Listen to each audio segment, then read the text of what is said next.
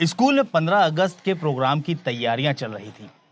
वो शख्स अपनी दोनों बेटियों को स्कूल छोड़ने जा रहा होता है। स्कूल जाते वक्त बेटियां कहती हैं कि पापा इस बार हम लोग 15 अगस्त के रोज स्कूल में डांस करेंगे, प्रोग्राम में हमने पार्टिसिपेट किया है, आप देखने जरूर आइएगा। बेटियों की बात सुनकर वो पिता खिलखिला कर हंस देता है और कहता है कि तुम लोग परेशान मत हो, इस बार मैं ज़रूर आऊँगा और सबसे आगे बैठकर तुम्हारा प्रोग्राम देखूंगा। कुछ ऐसी ही बातें उन पिता और बेटियों के बीच चल रही थी। उसके बाद स्कूल आ जाता है। स्कूल में दोनों बेटियां चली जाती हैं और पिता वापस अपने घर की तरफ लौटने लगते हैं। ये वक्त सुबह तकरीबन 7:30 बजे का था। किसी भी खतरे से अनजान पिता अपनी बेटियों को विदाई देते हैं। स्कूल के अंदर वो चली जाती हैं और पिता वापस घर की तरफ लौटने लगते हैं। इसी बीच वो एक तिराहे पर पहुंचते हैं। स्कूल से करीब आधा किलोमीटर वो घर की तरफ बढ़ चुके थे और घर का फासला भी महज आधा किलोमीटर ही रह गया था। वो मोबाइल चलाते हुए एक तिराहे पर पहुंचते हैं।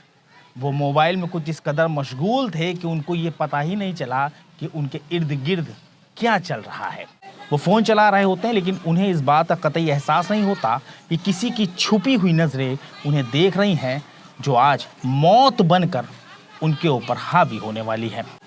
वो मोबाइल चलाते हुए तिराहे पर पहुंचे ही थे कि पीछे से आए एक नौजवान ने उनके सिर में तमंचा सटा दिया।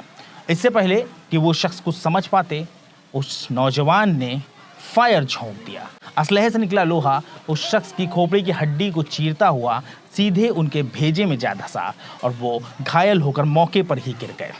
जिसके बाद हमलावर असलहा लहराते हुए मौके से निकल गया। गोली चलनी थी, रिहायशी इलाके में फायरिंग हुई थी, लिहाजा हर तरफ हड़कंप मच गया। आनन फानन में राहगीर उस घायल शख्स की तरफ दौड़े। सभी ने उन्हें उठाकर अस्पताल पहुंचाया, लेकिन इलाज से पहले ही उनकी मौत हो गई। परिवार ने नामजद मुकदमा दर्ज कराया। पुलिस ने 2 आरोपियों को गिरफ्तार भी कर लिया। लेकिन हैरानी की बात तो देखिए, उन बदमाशों के हौसले इस कदर बुलंद थे कि उन दोनों ने, उन हमलावरों ने जिसने उस शख्स का कत्ल किया था, उन्होंने पुलिस पर भी गोली चला दी। हालांकि इस पूरे फायरिंग में पुलिस वाले तो बाल बाल बच गए, लेकिन उसके बाद पुलिस ने भी जवाबी कार्रवाई करते हुए उन दोनों की टांगों पर, उन दोनों हमलावरों की टांगों पर सरकारी मोहर लगा दी, जिससे वो पूरी जिंदगी लंगड़ा कर चलेंगे। लेकिन सबसे बड़ा सवाल ये है कि आखिर उन दोनों ने इस शख्स का कत्ल क्यों करा, क्योंकि ये खबर सोशल मीडिया, अखबार और टीवी चैनल्स के ज़रिए जहाँ तक पहुँची है, हर कोई बस यही जानना चाहता है कि इतनी छोटी सी वजह इतनी खूंखार शक्ल कैसे इख्तियार कर सकती है। नमस्कार, आदाब, सत श्री अकाल। मैं हूं मोहम्मद आसिफ दुलार और आप देखना शुरू कर चुके हैं हमारी खास पेशकश केस डायरी विद आसिफ दुलार। ये सच्ची घटना मेरठ के लिसाड़ी गेट थाना क्षेत्र में एक इलाका पड़ता है मजीद नगर। बस ये वहीं का मामला है। इसी इलाके में असलम अपने परिवार के साथ रहते होते हैं। परिवार में उनकी पत्नी है, 2 बेटियां हैं। एक बेटी का नाम जैनब है और दूसरी बेटी का नाम आयशा है। एक बेटी की उम्र 4 साल है, दूसरी की उम्र 6 साल है। असलम बावर्ची का काम करते हैं, शादियों वगैरह में खाना पकाने जाते थे। असलम का कारोबार काफ़ी अच्छा चल रहा था। परिवार के मुताबिक असलम 7 भाई हैं, जिसमें असलम चौथे नंबर पर आते हैं और इन सब में जो फाइनेंशियली तौर पर, माली तौर पर जो मजबूती है वो असलम के पास थी। यानी असलम का कारोबार बेहतर था, उनकी आर्थिक स्थिति भी काफ़ी मजबूत थी, जबकि बाकी भाइयों की आर्थिक स्थिति कुछ हद तक कमज़ोर थी। कातिलों ने प्लान तो बहुत सटीक बनाया था। लिसाड़ी गेट थाना इलाके के मजीद नगर तिराहे के पास ही उन पर गोली चलाई गई थी। कातिलों ने बहुत ही सटीक प्लान बनाया था, लेकिन वो कहते हैं ना, ये कातिल कितना ही शातिर क्यों ना हो, अपराधी कितना ही शातिर क्यों ना हो, लेकिन वो एक ना एक गलती ज़रूर छोड़ता है और उसका फ़ायदा पुलिस को मिलता है। इस मामले में भी कुछ ऐसा ही हुआ। जिस वक्त कातिल ने कत्ल किया, उस वक्त किसी ने उसका वीडियो बना लिया। इतना ही नहीं, वो वहाँ मौके पर लगे CCTV के विजुअल में भी वो कैद हो गया और उसी फुटेज के आधार पर मजीद असलम की जो पत्नी थी, असलम बावर्ची की जो पत्नी थी फरीदा, उन्होंने कातिल की पहचान कर दी। असलम की पत्नी फरीदा ने बताया कि ये खौफनाक हत्याकांड किसी और ने नहीं, बल्कि उनके जेठ दिलशाद के बेटे शुभान और ये उसके एक साथी ने अंजाम दिया, जिसे वो नहीं पहचानती हैं। उसी के खिलाफ नामजद मुकदमा दर्ज कराया गया। इतना ही नहीं, पत्नी ने यह भी बताया कि असलम का काम बहुत अच्छा चलता था, वो फाइनेंशियली काफ़ी मजबूत थे। इसी वजह से परिवार के बाकी लोग उनसे खुन्नस रखते थे, उनसे दुश्मनी रखते थे। इस तरह की तमाम वाद विवाद उनके बीच चलते रहते थे। और कुछ वक्त पहले, पत्नी का ये भी आरोप है कि कुछ वक्त पहले उनके देवर शहंशाह ने उनके पति पर गोली चलवाई थी, लेकिन उस हमले में वो बाल बाल बच गए थे। लेकिन इस बार गोली सिर को चीरती हुई चली गई और मौत का निशान छोड़ गई। खानदान वाले असलम से जलने लगे थे और इसी वजह से उनके बीच रंजिश थी।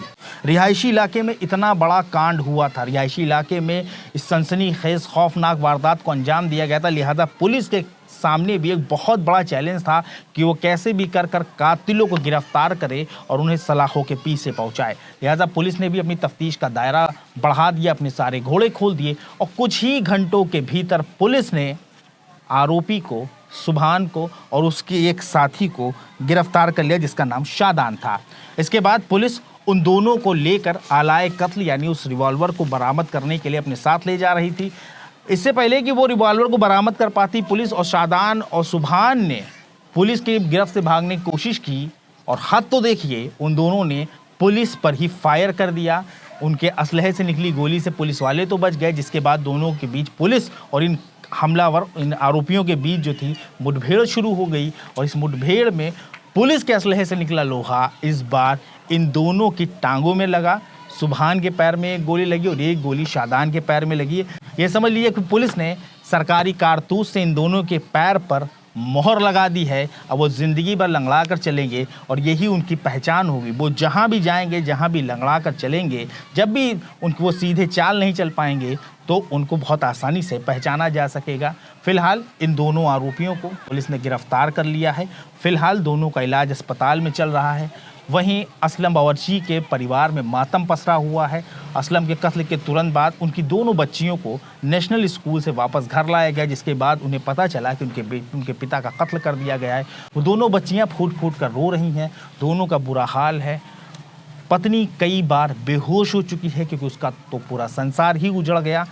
वहीं जो सुभान है, मेन आरोपी जो सुभान है, उसको अपने किए पर कतई पछतावा नहीं है। वहीं सुभान की माने तो ये पूरा मामला 25 गज जमीन के इर्द गिर्द घूम रहा है।